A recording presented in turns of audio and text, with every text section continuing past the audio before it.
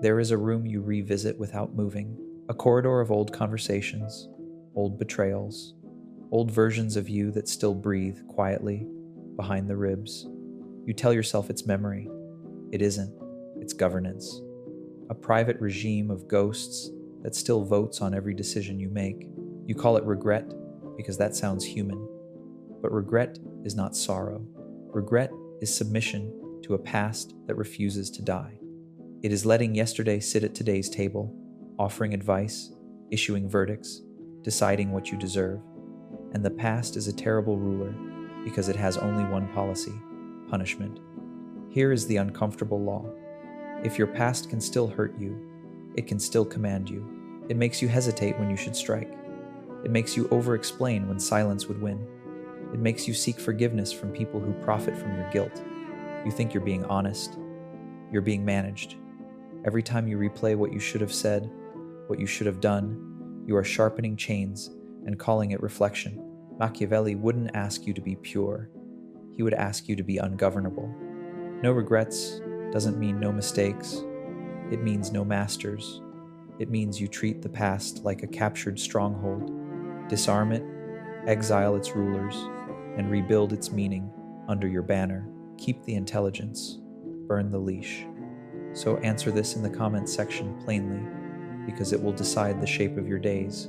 Will you continue to be ruled by what happened, or will you kill your past and inherit your life? Let's begin.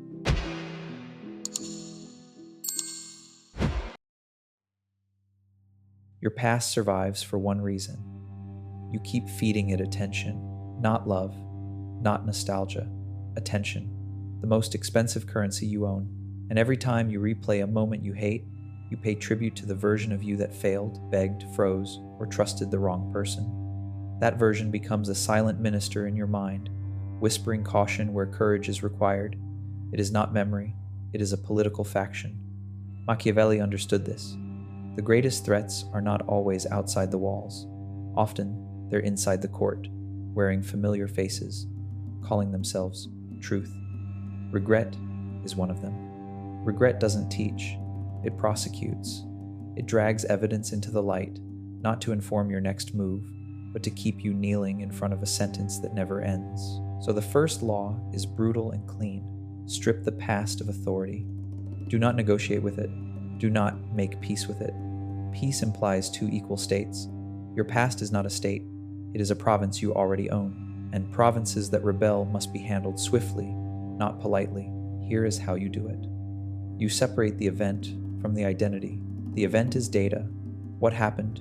Who benefited? What you failed to see? What you will never repeat? The identity is poison. I am the kind of person who, I ruin. That language is a throne. It gives the past a crown and calls it character. Remove that crown. Replace it with a verdict you control. I was uninformed. I was unarmed. I was untrained. Now, I am not. Then you convert regret into doctrine. Not a diary. A law. One sentence.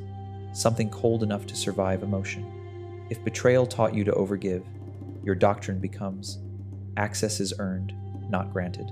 If cowardice taught you to stall, your doctrine becomes delay is a decision. If pride cost you a relationship, your doctrine becomes win the war, not the argument. This is how rulers evolve. They do not mourn old strategies. They discard them. And finally, you perform the most important act. You stop confessing to the unworthy. Some people keep you trapped in your past because it makes you smaller, softer, easier to direct. They don't want your growth, they want your guilt. Understand the incentive. Then withdraw your inner life from their jurisdiction. Silence is not avoidance. Silence is sovereignty. The past is only powerful when it can speak. Cut its microphone. Most people don't regret what happened. They regret what it made them look like. The humiliation, the exposure, the moment the mask slipped and the world saw the soft parts. This is why your past clings to you like a wet garment. It's not pain you can explain away. It's shame you feel you must repay. And shame is the most obedient emotion on earth. Machiavelli knew that punishment is not always delivered with prisons or blades. Often it is delivered with a story that says, "You were weak, you were foolish, you were not enough." And once you accept that story, you become governable. You start auditioning for redemption. You start performing goodness. You start begging reality to erase what it will never erase. So the second law is this: never kneel to shame, weaponize it. Because shame is simply exposure without strategy. You don't need to heal it first. You need to seize it, reframe it, put it to work under your command. Here's the move. You stop treating the past like a confession and start treating it like a campaign. Confession is what slaves do to prove they deserve mercy. Campaign is what rulers do to control perception. The past becomes lethal when it is hidden, because hidden things grow teeth in the dark. But when you reveal a thing on your terms, you don't lose power, you manufacture it. You turn the enemy's gossip into your autobiography. You remove their leverage before they even reach for it. This is why powerful people can survive scandals that destroy ordinary people, not because they are cleaner, but because they are faster. They don't wait to be accused, they narrate. So choose one moment you fear being judged for, not the worst thing you did, the thing you still flinch at, the thing that makes you overcompensate. Now strip it down to its coldest form. What did it cost you? What did it teach you? What policy did you adopt after it? That last part is the key. Your mistake becomes authority the moment it produces a law. You don't say, "I was broken." You say, "I learned what breaks people, and I refuse to live there again." You don't say, "I was naive." You say, "I know how predators choose their prey, and I don't give them that angle anymore." Shame wants to make you small, so you will seek protection. But a ruler does the opposite. They expand their name until the past fits inside it. And understand this, there are people who will protest when you stop being ashamed, because your shame was their access. When you drop it, you don't just heal, you defect. You leave the regime that benefited from your self-hatred. And that is why this chapter matters. Your past cannot be used against you once you've used it to build yourself. Regret survives because you keep trying to rewrite the past. You replay conversations as if the correct sentence, spoken late, could reverse the verdict. You imagine alternate timelines where you chose better, left earlier, fought harder, stayed calmer. You call it learning. It isn't. It's addiction to control. Machiavelli would recognize this impulse immediately. The mind staging little coups against reality, hoping to dethrone what has already happened. But reality cannot be overthrown. It can only be managed. And the more you fight what is fixed, the weaker you become in what is fluid. So the third law is simple. Stop negotiating with inevitability. The past is not a battlefield anymore. It is terrain. And terrain is not something you argue with. It is something you use. Here is the mistake most people make. They treat regret like a moral issue. They believe if they punish themselves enough, the universe will forgive them. That if they feel bad long enough, they have paid for what they did or what happened to them. But guilt does not pay debts. It only signals obedience. A ruler does not prove sincerity through suffering. A ruler proves sincerity through results. So you replace the question that keeps you chained, "Why did this happen to me?" with a question that makes you dangerous. What does this make possible now? This is not toxic positivity. It is strategic realism. A betrayal forces you to audit loyalty. A failure forces you to refine competence. A public embarrassment forces you to harden identity. A lost opportunity forces you to cultivate replacement opportunities that no longer require permission. The event is irreversible, but its meaning is not. Meaning is territory you can conquer, and conquest requires a ruthless act. You must allow yourself to become someone the past no longer recognizes. Most people refuse this because they want continuity. They want to believe they are the same person, just improved. That is comforting. It is also false. Growth is not decoration. It is replacement. The man who keeps apologizing for who he was ensures he never becomes who he could be. So do this. Take the one regret that still triggers you and write the lesson as a rule of command, not a reflection, not a therapy paragraph, a rule you can execute under stress. Then build a ritual that makes the rule real. If your regret was trusting too quickly, your ritual is delay. You do not answer immediately. You do not commit immediately. You let time expose intention. If your regret was staying where you were disrespected, your ritual is exit. The first sign appears, and you withdraw presence without drama. If your regret was abandoning your purpose for comfort, your ritual is discipline. You do the hard thing daily until the old self starves. This is how you kill the past without denying it. You stop trying to change what happened. You change what happens next so aggressively that the past loses its jurisdiction. And when it returns, demanding another trial, you answer with the only response it cannot survive. A life that moved on without asking permission. There is a quiet lie that keeps you chained. I need closure. Closure is a polite word for revenge without blood. It is the fantasy that the past will return to the courtroom, admit guilt, and hand you a clean ending. That your ex will finally understand. That your friend will finally apologize. That your father will finally say what he never said. That the universe will finally explain itself. But Machiavelli would tell you the truth you've avoided. Closure is not something you receive. It is something you enforce. And most people never enforce it because closure requires one act they fear more than regret itself: cutting off access. Not access to your body, access to your mind. The fourth law is this: never seek justice from the people who benefited from your confusion. They will not give it to you. They cannot. Their advantage depends on your doubt. Their comfort depends on your unfinished sentences. If they truly understood what they did to you, they would have to change, and people rarely change in ways that cost them. So you stop demanding a confession. You stop chasing one last conversation. One last conversation is how the past reopens its border and sends troops back into your present. Instead, you build your own verdict. A ruler does not wait for the enemy to admit defeat. A ruler declares the war finished and moves the capital. Here's how you do it. You identify the person, place, or pattern that keeps resurrecting your old self. Not the thing that hurt you, once the thing that still gets a vote. Then you remove 3 channels. First, the channel of contact. If someone can reach you easily, they can interrupt your identity. They can summon the version of you that seeks approval, explanation, reconciliation, make access rare, make it expensive, make it conditional. Second, the channel of information. Stop monitoring them. Stop checking. Stop collecting proof that you were wronged. Proof is a drug. It feels like power, but it's only a way to keep the wound fresh enough to justify obsession. Intelligence is useful. Surveillance is slavery.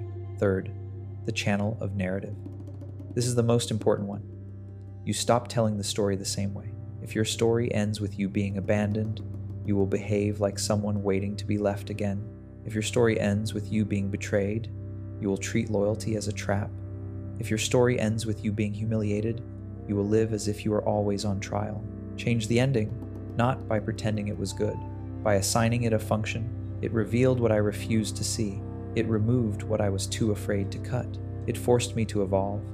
When you can say that without heat, the past loses oxygen. And one more thing, there will be a moment when the wound tries to bargain. It will say, if you cut them off, you're admitting you lost. No, you are admitting you are finished wasting energy. In politics, the strongest move is not domination. It is disengagement with a finality so cold the other side realizes they never mattered as much as they thought. That is closure, not a hug, a border. If you want no regrets, you must stop living like a witness to your own life. Most people move through the world like they're waiting for a judge to announce what it all meant. They collect evidence, they overthink, they hesitate, they act only when certainty arrives. But certainty never arrives. And in that delay, the past wins again, because the past loves a timid future. Machiavelli's world was not built for the cautious. It was built for those who could decide faster than others could process. Not because they were reckless, but because they understood a brutal advantage. Indecision is a confession of weakness. So the fifth law is this: replace regret with momentum. Speed is purification. Regret is heavy because it is static. It keeps you trapped in the moment you didn't move. The antidote is not comfort. It is motion with direction. Here's the pattern. Every regret contains a stalled decision. You didn't leave when you should have. You didn't speak when it mattered. You didn't act because you wanted to be liked, understood, forgiven, safe. So you build a new identity around one principle. I am someone who moves, not emotionally, strategically. When a ruler loses a battle, they do not camp in the ruins, writing poetry about what went wrong. They rebuild supply lines. They recruit new allies. They take the next city. The past cannot compete with a person who keeps advancing. This is why momentum terrifies your old regrets. It proves they were never fatal, only instructive. So you create what I'll call your doctrine of immediate action. 3 rules. First, shorten the distance between insight and behavior. If you realize someone is manipulating you, you don't think about it for weeks. You change access today. You respond differently today. You stop feeding the pattern today. Second, never allow guilt to slow you down. Guilt will try to make you earn progress through suffering. Reject the ritual. Progress is not permission-based. You don't need to feel worse to deserve better. Third, act in ways that make the old story impossible. If your regret is wasted time, you become structured. If your regret is begging for love, you become selective. If your regret is letting fear steer you, you practice controlled risk until fear becomes background noise. Now, understand the dark truth. Momentum will expose who wants you stuck. Some people prefer you haunted because it makes you predictable. A haunted person can be guided, a moving person cannot. When you accelerate, expect resistance, subtle sabotage, guilt tactics, emotional bait. Do not negotiate. Momentum is not rude, it is sovereign, and soon something changes. The regret that once felt like a chain becomes a scar. Not beautiful, not romantic, useful, a mark that says, this is where I learned, and this is where I stopped dying slowly, because the past cannot rule a person who is already marching into a future that doesn't ask for its opinion. There is one reason your past still has teeth. You keep trying to be understood by people who misunderstand you on purpose. They tilt the story. They remember it differently. They act confused when you set boundaries, offended when you stop explaining, wounded when you stop performing forgiveness. And every time you try to clarify, you step back into the old role, the accused. Machiavelli would call this what it is, an enemy controlling the narrative inside your own territory. So the 6th law is this: never argue with the version of you that benefits someone else, because the past is not only in your mind, it is in other people's mouths. They will preserve the old you because it keeps the hierarchy intact. If you were the one who overgave, they miss the access. If you were the one who apologized first, they miss the leverage. If you were the one who stayed quiet, they miss the comfort of never being challenged.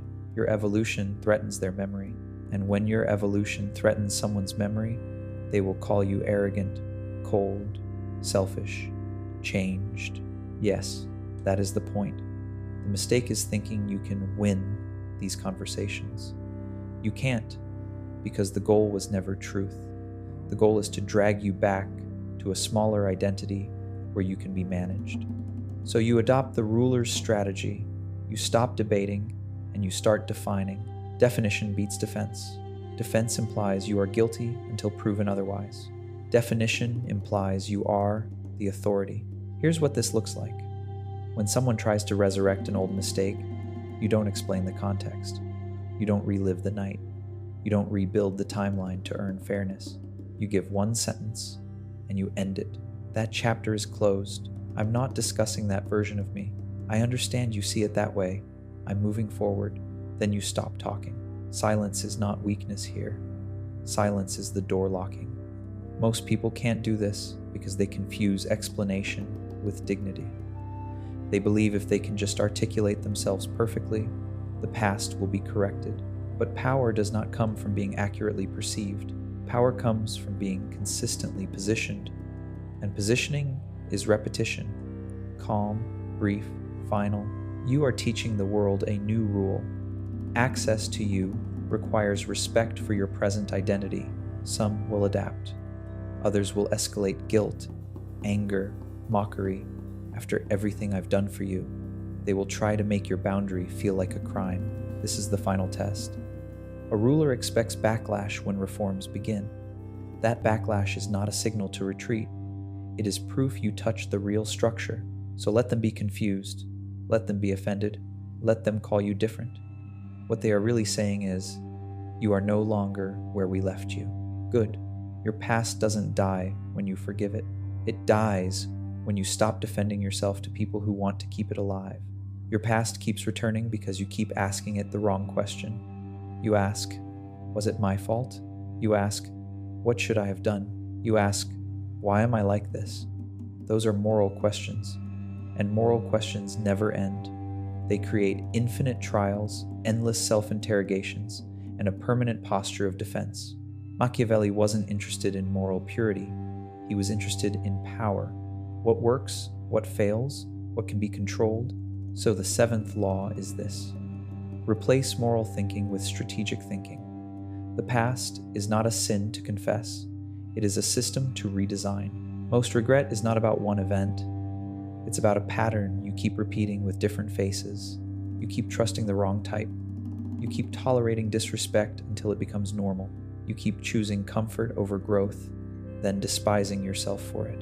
You keep abandoning your instincts, then calling it being nice. Regret is simply the receipt. So stop treating each regret like an isolated tragedy and start treating it like intelligence about your operating system. Here is the ruler's method. You identify the pattern, then you install a constraint. A constraint is not a hope, it is a mechanism. If you regret overgiving, the constraint is a rule. I don't invest more than I receive in the first 90 days. If you regret staying too long, the constraint is a trigger. The second violation ends the relationship. No debate. If you regret impulsive decisions, the constraint is time. I wait 24 hours before committing to anything that changes my life. Notice what these are not. They are not affirmations. They are not prayers. They are not feelings. They are architecture. And architecture outlasts emotion. Most people fail here because they rely on willpower. Willpower is a fragile soldier. It deserts when you're lonely, tired, horny, flattered, or afraid. Constraints do not desert. They stand like walls. Now comes the uncomfortable part. Installing constraints means accepting that you are not special. Your mind is not exempt from temptation. Your heart is not immune to manipulation. Your loneliness will negotiate with your standards if you let it. So you build standards that do not require negotiation. That is how you remove regret at the root. You prevent the old pattern from getting enough oxygen to become an event. And when the past tries to haunt you when it whispers, remember what happened last time? You answer with design, not debate. Last time, I had no system. Now I do. This is when no regrets becomes real. Not because you became perfect, because you became governed by rules you wrote, not wounds you inherited. Here's the truth you avoid because it makes you responsible. Some of your regret is not about what happened to you. It's about what you allowed. The time you stayed, the standards you lowered, the boundary you betrayed, the moment you knew and still chose comfort over consequence. This is why the past feels personal, because it is. And most people can't kill their past because they refuse to execute the one thing that would end it. They refuse to forgive themselves without permission. They keep waiting for a sign that they're allowed to move on. They wait for someone to absolve them. They wait until they feel ready. They wait until the guilt is gone. It won't go. Guilt is loyal to the old identity. It will follow you for years if you let it. So the eighth law is this: self-forgiveness is not a feeling. It is a decree. Machiavelli would understand decrees. A decree is not a debate with your emotions. It is a ruling that reorganizes the state. You do not forgive yourself because you deserve it. You forgive yourself because you require it. Because regret is not morality, it is paralysis. And paralysis is how life dispossesses you quietly, one day at a time. So you perform a hard ritual, hard because it is final. You write down the specific charge your past keeps bringing against you. Not vague, exact. I should have left sooner. I shouldn't have said that. I failed when I had a chance. I became someone I don't respect. Then you answer the charge like a ruler, not a victim. You deliver a verdict with two parts. First, ownership without theatrics. Yes, I did that. I chose that. I allowed that. No excuses. No long story. No self-hatred. Just clean acknowledgement. Second, restitution through policy. And this is how I repay it. I will not repeat it. I will live differently. I will enforce a new standard. That is the only repayment that matters, because the past is obsessed with punishment, but life only respects correction. And here is where most people fail. They keep confessing the same regret as if repetition equals responsibility. No, repetition equals attachment. If you have extracted the lesson and installed the policy, continued self-punishment is not virtue. It is vanity. It is you insisting your suffering should matter more than your change. Drop it. You are not required to bleed forever to prove you learned. You are required to become someone who cannot be used the same way again. That is what self-forgiveness really is. Not softness, not denial, but a strategic amnesty that frees your resources for the future. Because a ruler who keeps executing yesterday's version of himself will eventually run out of men, and you are running out of days. So issue the decree. Release the old self, not because he was innocent, because he is finished. Killing your past is not an emotional breakthrough. It is a political decision, because the past does not survive on memory alone. It survives on identity, on the roles you keep reenacting. The one who over-explains, the one who chases, the one who tolerates, the one who proves, the one who stays too long. Your regret is not just a wound. It is a costume you keep putting on because it's familiar, and familiarity is the most subtle prison. So the ninth law is this: change your identity in public, make the past socially impossible. Most people try to reinvent themselves, privately, quietly, softly. They work on themselves in secret, then wonder why the old patterns return the moment they meet the same people, step into the same rooms, feel the same triggers, because identity is not only internal. Identity is a contract between you and the world, and if the world still expects the old you, it will summon the old you, so you break the contract. Deliberately, you stop giving the performance they paid for. If you were the agreeable one, you become direct. If you were the reliable one, you become selective. If you were the forgiving one, you become firm. If you were the one who always answered, you become unreachable, not as revenge, as reform. Machiavelli understood something modern people hate. Perception is power. Your new life will not be secured by your intentions. It will be secured by what people believe is now true about you. So you create visible proof. You make different choices in front of witnesses. You say no without cushioning it.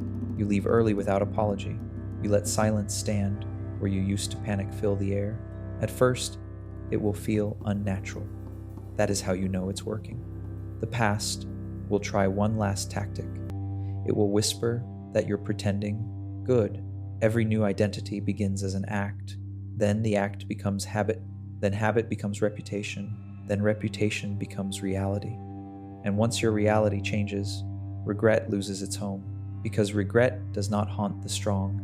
It haunts the inconsistent. It haunts the person who knows better, but still returns to the old altar out of loneliness, nostalgia, guilt, fear. So you seal this with one final principle. Your future deserves more loyalty than your memories. The past had its turn. It spent you. It taught you. It took what it could. Now it pays rent or it leaves. And the way you collect that rent is simple. You live so decisively that even your worst chapters become merely the price of becoming ungovernable. You don't get no regrets by feeling better. You get it by becoming the kind of person the past can't bargain with. Because the past only has power where you keep returning to old roles, begging to be understood, negotiating with ghosts, rehearsing pain like it's loyalty. Today, that ends. Not with closure, with command. From this moment forward, you treat every regret as intelligence, every shame as leverage, every old mistake as a law you now enforce. You don't erase what happened, you strip it of authority, you keep the lesson, and destroy the leash. And if you felt resistance during this video, good. That's the old regime panicking. It knows what happens when you stop explaining, stop apologizing, Stop waiting for permission to move on. So here's your order. Pick one rule from this guide and enforce it for the next 7 days with ruthless consistency. No speeches, no announcements, just decisions. Let the world learn you have changed through consequences, not conversation. If you're ready to live ungovernable, subscribe. If you're ready to build a life your past can't enter, like the video. This is not motivation, it is discipline, and discipline is destiny.